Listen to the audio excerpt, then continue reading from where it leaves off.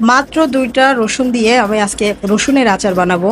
একে তো অনেক গরম, কিচ্ছু ভালো লাগে না। তার মধ্যে খালি খাই, খাই, খাই, খাই। আজকে আমার খাইতে ইচ্ছা করছে রসুনের আচার। কিন্তু এত কম সময়ের মধ্যে কই পাই বলেন তো?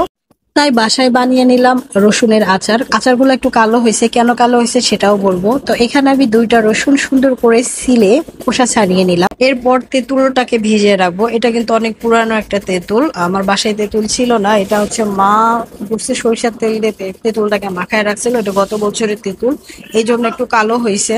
তো আমি এখন চুলায় চলে যাব। চুলাতে একটা কড়াই দিয়েছি, কড়াইটা একটু হিট করে নিতে হবে। তারপর দিয়ে দিব এর ভিতরে একদম খাঁটি সরিষার তেল দিয়ে দিব। তারপরে দিয়ে দিব এর ভিতরে পাঁচফোড়ন। পাঁচফোড়নের মধ্যে আমি কিন্তু ২টা শুকনা মরিচও রেখেছি একটু ঝাল হওয়ার জন্য। যেহেতু ২টা রসুনের আচার, আমি এখানে ২টা শুকনা মরিচ নিয়েছি আর কিছু পাঁচফোড়ন নিয়েছি। এগুলো নাড়াচাড়া করতে করতে এর ভিতর দিয়ে দিব সেই সিলে রাখা রসুনগুলা।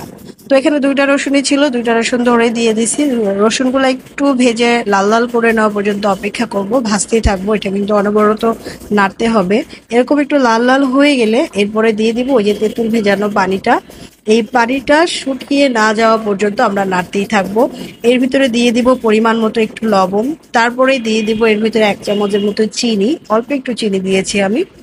তো ওই যে পানিটা না শুকানো পর্যন্ত নাড়তে থাকবো যেন না লেগে যায়। আবার যেহেতু অল্প নাড়তে সুবিধা হয়েছে, তো আমার একবার খাওয়ার জন্য এটুকু আচারই এনাফ। আমার আচারটা হয়ে গেছে আর আমি আমার যে খেতে ইচ্ছে ছিল, এটা কিন্তু আমার সেই শখটাও পূরণ করেছে।